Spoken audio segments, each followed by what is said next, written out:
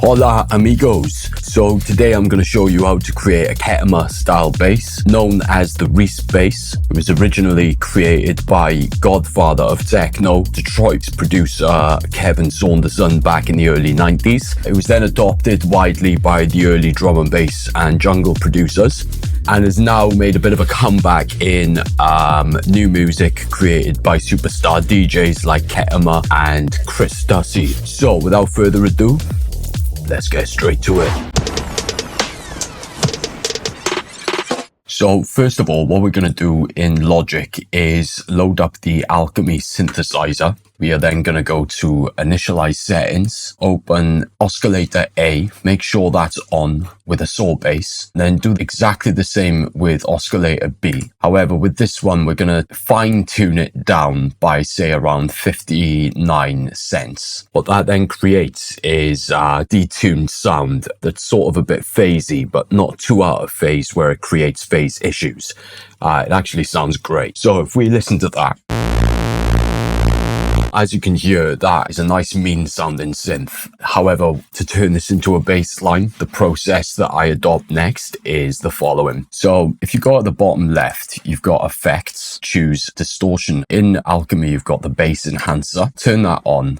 We'll tune that all the way down to 60 hertz. So we've got a fat sort of sound. Keep it on the fat algorithm setting. We'll make sure that's turned on, and then turn that up slightly. We don't want to overdo it because we're actually going to process it in the channel strip as well. Now, in the channel strip on the left here, I've got the bass rider by Waves, and I've set this so it doesn't peak over 0. And it works like a compressor where anything over the threshold, which is here, the threshold bar here, anything that hits that, it will reduce it, but level it automatically as opposed to setting a ratio. Then next in the channel strip, we've got the Pro Q3 equalizer. As you can see, I've low shelved with a steep slope. I've low shelved 20 hertz just to get rid of the bottom end rumble that we don't need. I've stuck a bit of a notch at around 110 hertz, and then I've put a low pass filter to around 150 hertz. And again, for a little bit more control, I've put a dynamic notch in at 162 hertz. Then next, we've got a compressor,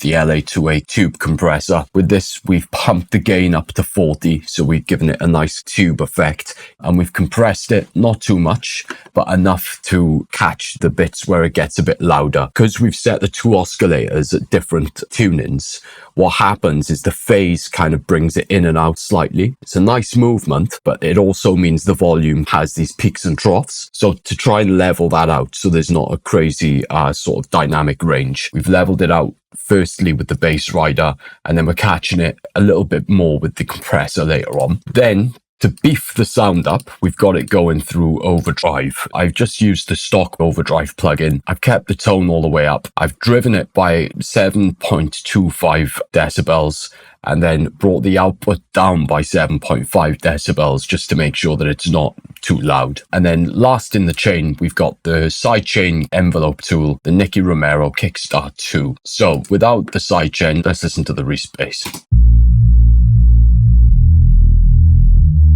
So you can see the plugins in action.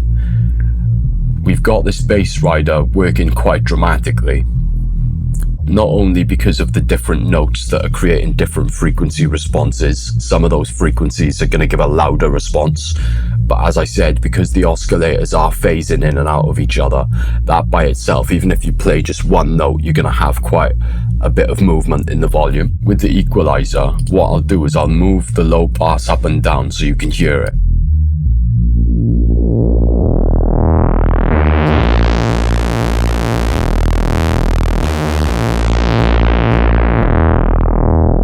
Now with that, obviously it would be great to automate that in your track to build intensity, or you could even just layer it with another Reese bass, take out all the bottom end in the layer and use that second layer for your mids and your top end. That's what I would do. And to show you what I mean by that, if I duplicate the channel on this particular one, what I'll do is actually just cut off the bottom end to around 150 hertz. So we haven't got anything under that, and we'll put that on quite a steep slope.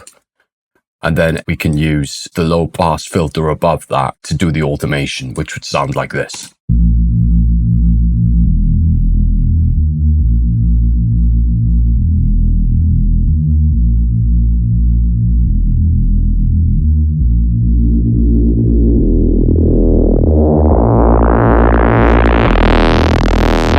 So then we've got the main bass that doesn't move. And then obviously we can use the second layer to open and close all the frequencies via the low pass filter in the equalizer. What I would then do, if you look in one of my previous videos, I get my kick and my bass and I group them to a kick bass channel, which I've done here. But with the second layer, what I'd want to do with that is send that to either the mix bus or I'll have a synth bus. So that way, you know, we haven't got any conflict. The kick bass, that's only got the bottom end.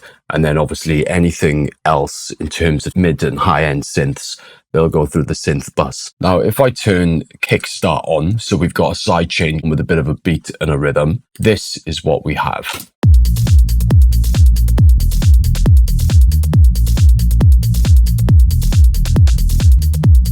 So it sounds very kind of like new school Kettema style hard house. And then what I'll want to do is I'll want to assign the low pass filter on the second layer of the Reese bass with one of the knobs on my MIDI controller. So what I'll do is I'll click on the frequency of that low pass filter, make sure that's the last thing I've clicked, then press Command L. And now, as you can see, this is my MIDI map. Whatever I touch on my MIDI keyboard or my MIDI controller, whatever it is you use in your MIDI, whatever, the knob, the key, whatever, will be the thing that assigns to that low pass filter. So I'm going to assign knob 7, and that's now assigned the low pass filter with knob 7.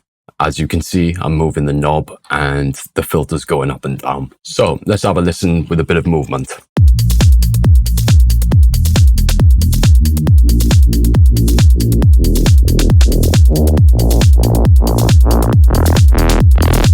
So yeah, as you can hear, that sounds pretty nice as it is. It's very dry at the moment though. Another sort of technique would be to send the second layer to a bit of chorus, just so we give it a little bit more stereo effect, and maybe also send it to a bit of reverb and or delay.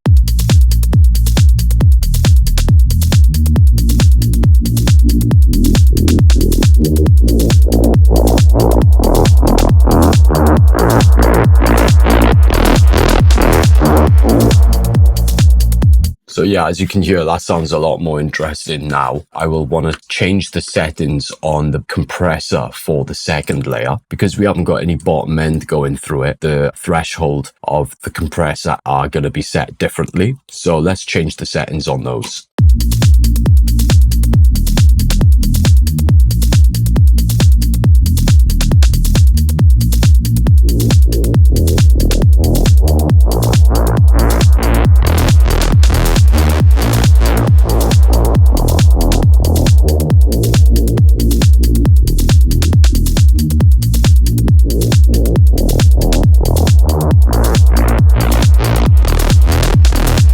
Nice. So yeah, it's as easy as that, and how to get a Kettema bass line in what, literally 5-10 minutes, and you've got yourself good sort of foundation for a track there. You got a bit of movement with the second layer and the low pass filter opening and closing, a little bit of delay and chorus to widen the stereo and make it more ear candy for your ears, and it's as simple as that. I hope this helps you. I hope you can incorporate this in your process. Let me know what you think. Don't forget to like and subscribe, and as always, peace.